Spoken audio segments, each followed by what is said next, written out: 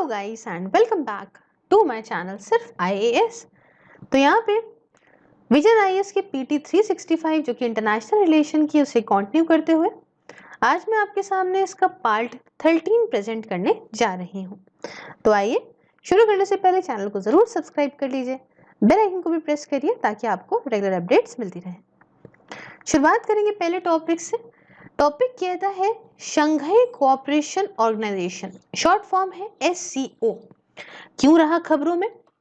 तो वजह ये कि रिसेंटली रशियन प्रेसिडेंट ने शेयर करी 20th summit SCO council of head of state की। वे ठीक है, रशियन प्रेसिडेंट ने करी, बहुत अच्छी बात है। खबर बताइए, आगे खबर बताइए। देखिए, ये ऐसा पहला एससीओ समिट था जो वर्चुअल फॉर्मेट में हुआ, क्योंकि वही वाली बात फिर से कोविड कोविड कोविड।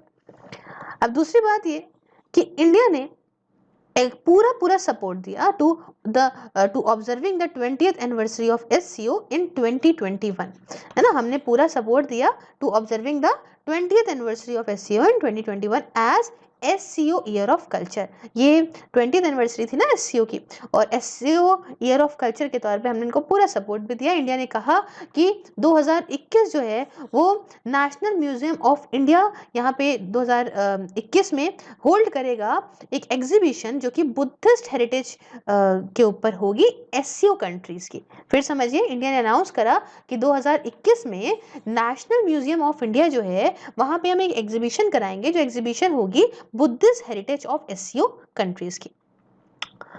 अब इंडिया ने कहा कि हम यहाँ पे एक स्पेशल वर्किंग ग्रुप भी सेटअप करेंगे जो कि इनोवेशन एंड स्टार्टअप्स के लिए होगा। नाम पूरा क्या होगा? Special working group on innovation and startup.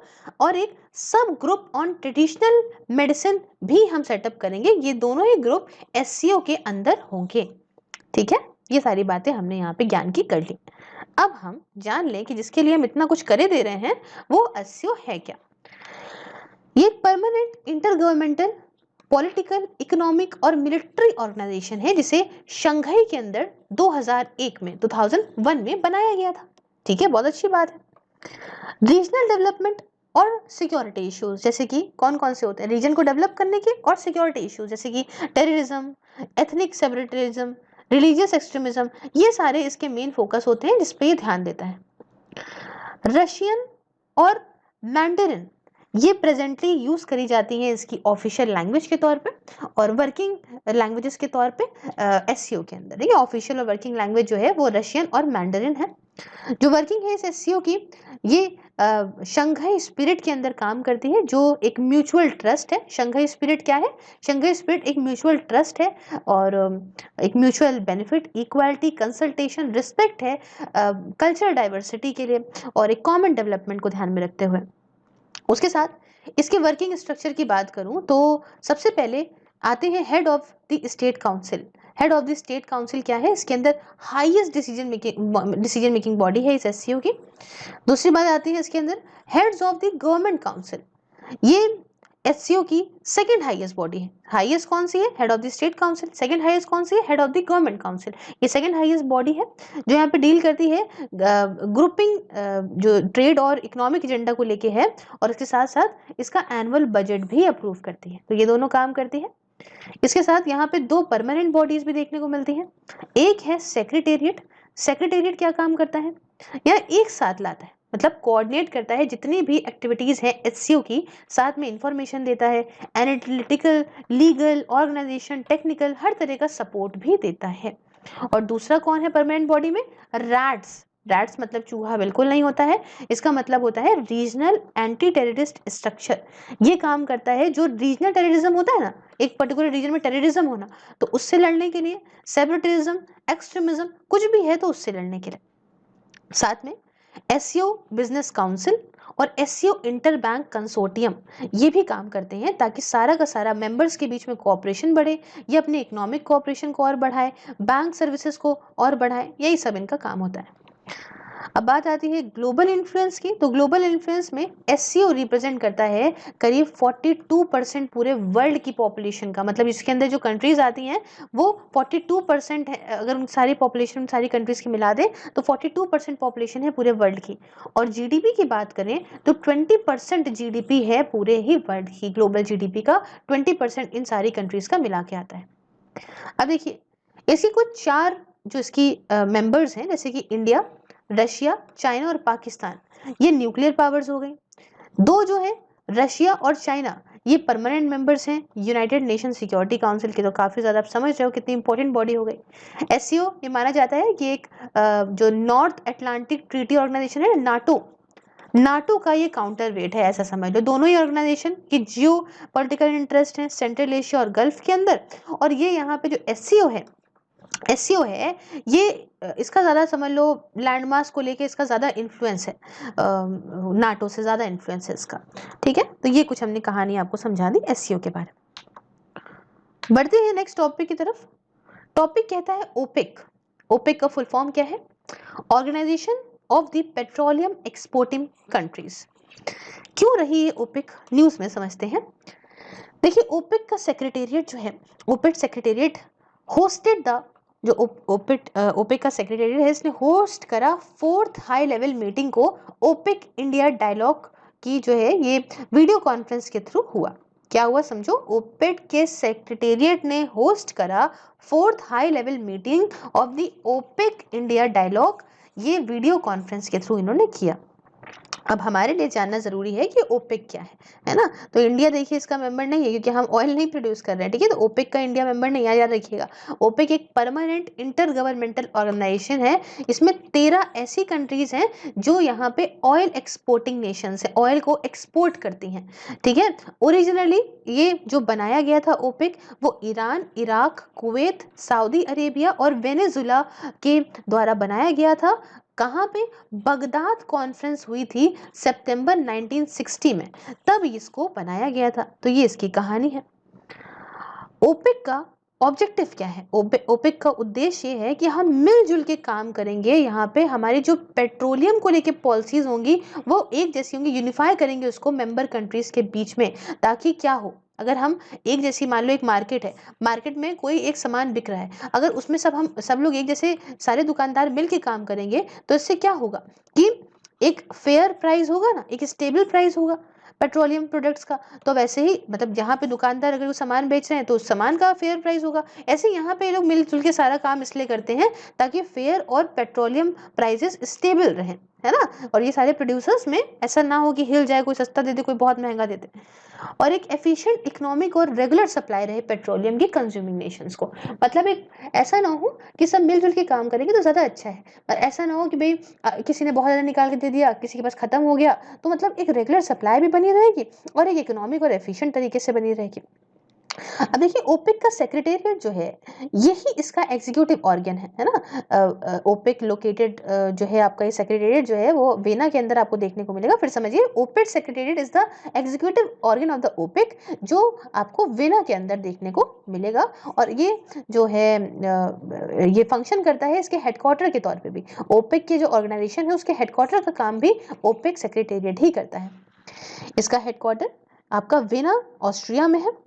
While जो ओपेक प्लस है, अब यहाँ देखो ओपेक समझा दिया, ओपेक प्लस की बात करें तो इसके अंदर कुछ non OPEC oil producing countries भी आती हैं, जैसे कि अज़रबैजान, उसके साथ Bahrain, Brunei, Kazakhstan, Malaysia, Mexico, Oman, Russia, South Sudan along with the 13 OPEC member countries जो हैं ये वाली तो हैं ही हैं, इनके साथ इतनी मैंने और बता दी, ये सारी भी हैं।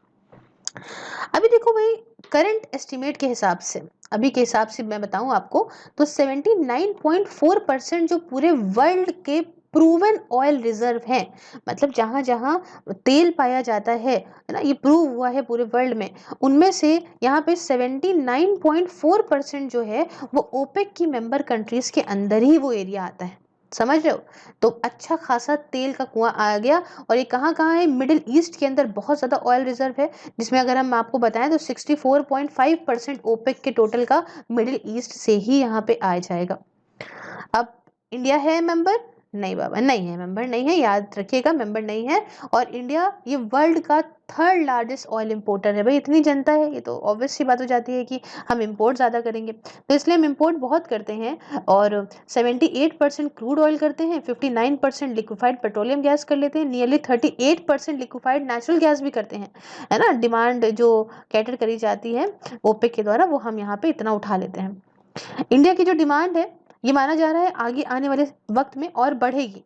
ये 4.7 मिलियन बैरल पर डे 2019 में रही है, और माना जा रहा है कि ये 10.7 मिलियन बैरल पर डे हो जाएगी 2045 तक। तभी यहाँ पे हम लोग इतनी कोशिश कर रहे हैं कि हम डिपेंड ना हो चूंकि इन कंट्रीज पे या ऑयल पे या पेट्रोलियम पे, इसलिए हम इलेक्ट्रिक व्हीकल्स की तरफ इतना ज़्यादा स्विच कर रहे हैं, समझ रहे हैं। तो अभी की कंट्रीज में बता दूं तो देखिए, इसके अंदर Kuwait, Iran, UAE, Saudi Arabia, Libya, Republic of Congo, Angola, Gabon, Guinea, Equatorial आपका नाइजीरिया, अल्जीरिया, इराक और वेनेजुएला इसके अंदर आते हैं। क्लियर हो गई इतनी बात। आइए अब बात करेंगे यूनाइटेड नेशंस ऑर्गेनाइजेशन और कुछ प्रोग्राम्स जो कि न्यूज़ में रहे उसके बारे में समझते हैं। सबसे पहले के बारे में, United nation relief and work agency. तो देखिए, इंडिया ने $2 मिलियन दिए हैं एड के तौर पे इस United nation relief and work agency को, ताकि यहाँ पे पैलेस्टीनियन रिफ्यूजीज जो है ना, उनका वेलफेयर हो सके, उनकी देखरेख के लिए दिए हैं इस कोरोना वायरस की क्राइसिस में। इसको बनाया गया था 1949 में यूनाइटेड नेशन के द्वारा, इस एजेंसी को। और ये शेल्टर देती है, छत देती है, खाना देती है, मेडिकल एड देती है, एजुकेशन देती है, काम करने की अपॉर्चुनिटीज देती है पैलेस्टीन रिफ्यूजीज को कुछ 5 फील्ड्स में, जैसे 5 फील्ड्स ऑफ ऑपरेशन में, जैसे जॉर्डन में, लिबनन में, सीरिया, गाजा ट्रिप में, वेस्ट बैंक में, है ना, इसमें ईस्ट ऑफ जेरूसलम भी आता है। इन सारी जगहों पे ये इतना कुछ प्रोवाइड करती है। जानते हैं यहाँ पे रिफ्यूजीज की हालत बहुत ज़्यादा है पैलेस्टीन्स की।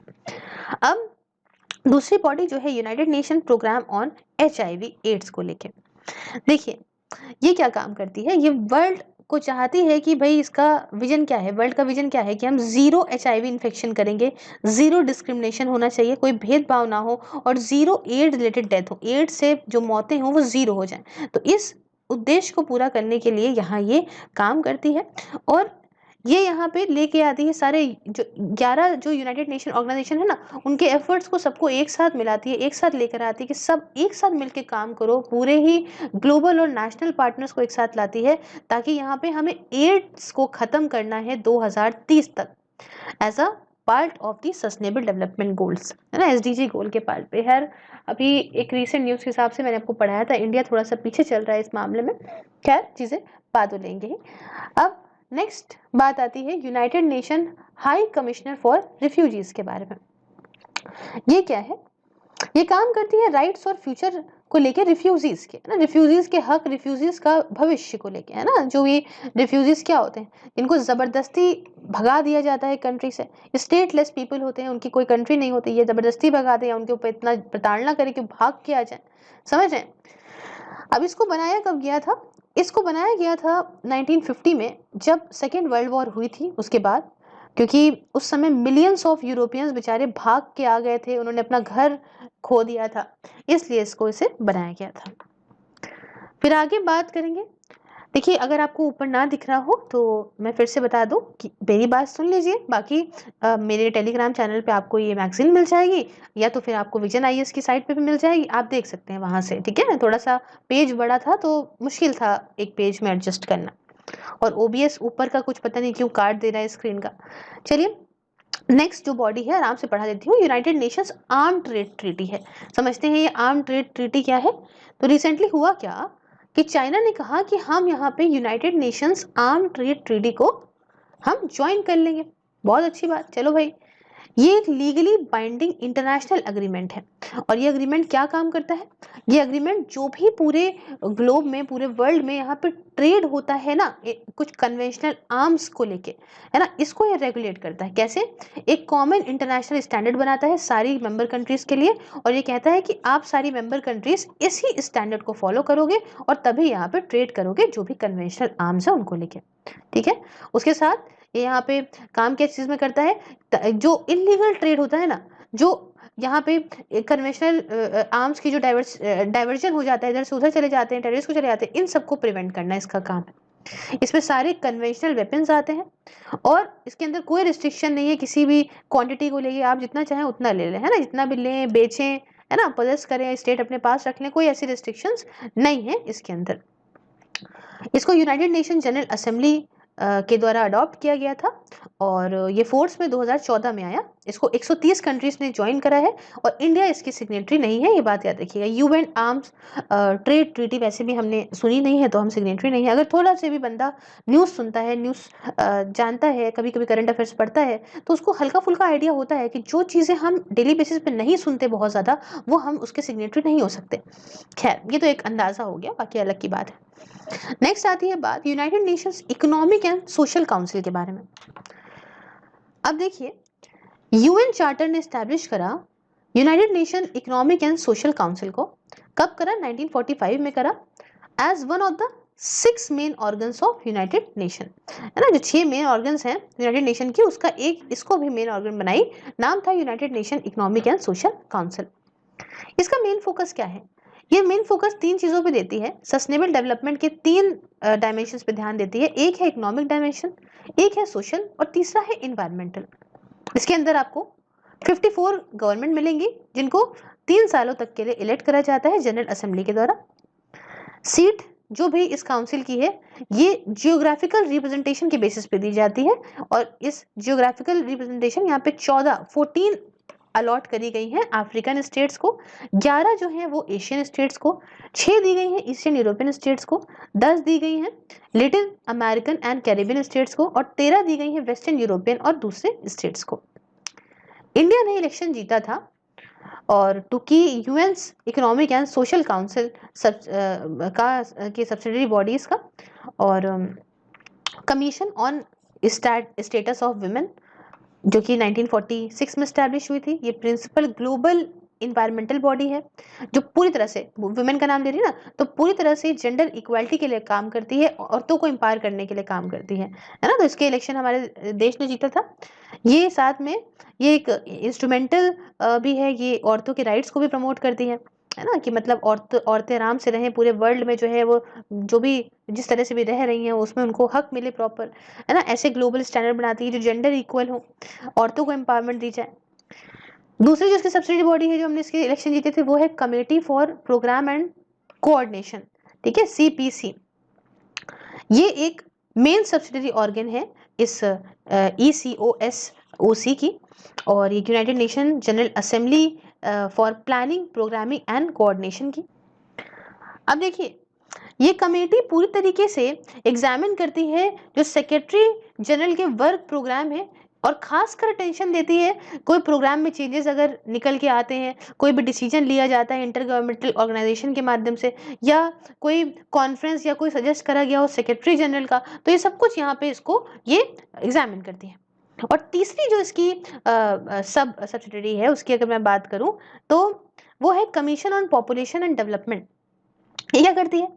ये इसको जो है वो असिस्ट करेगी कि वो ऐसा जो प्रोग्राम ऑफ एक्शन है ना, जो भी international conference on population and development को लेके है, उसको आपको कैसे इंप्लीमेंट करना है इसमें असिस्ट करती है ना। ध्यान रखिए कि मॉनिटर करती है, रिव्यू करा करती है और साथ में जो इम्प्लीमेंटेशन है प्रोग्राम ऑफ एक्शन का उसको प्रॉपर असेस करती है, चाहे वो नेशनल लेवल पे हो, चाहे वो रीजनल लेवल पे हो, चाहे वो इंटरनेशनल लेवल पे हो, सब कुछ ध्यान ये देती है।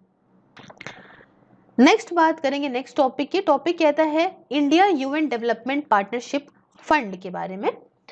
तो इस फंड को बनाया गया 2017 में।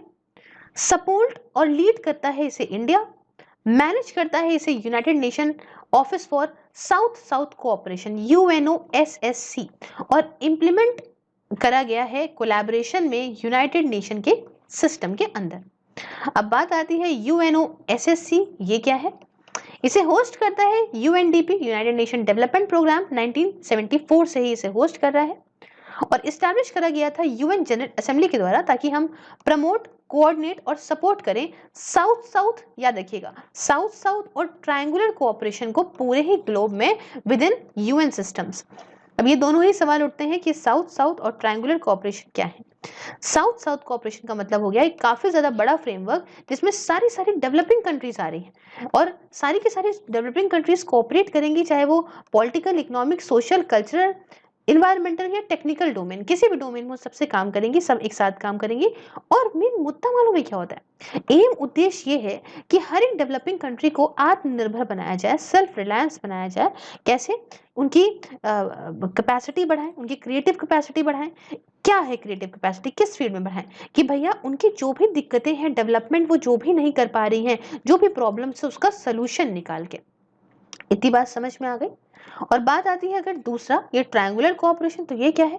इसके अंदर क्या होता है कि जो ट्रेडिशनल डोनर कंट्रीज हैं और जो मल्टीलेटरल ऑर्गेनाइजेशन है, ये साउथ साउथ इनिशिएटिव को फैसिलिटेट करते हैं, फंडिंग वगैरह देके, ट्रेनिंग, मैनेजमेंट या टेक्निकल सिस्टम्स वगैरह प्रदान करके। तो ये कुछ हमने बात करी। और रिसेंटली इंडिया ने बहुत पैसा दे दिया है। इंडिया ने 15 to 46 मिलियन डॉलर्स दिए हैं to India UN development partnership fund के अंदर।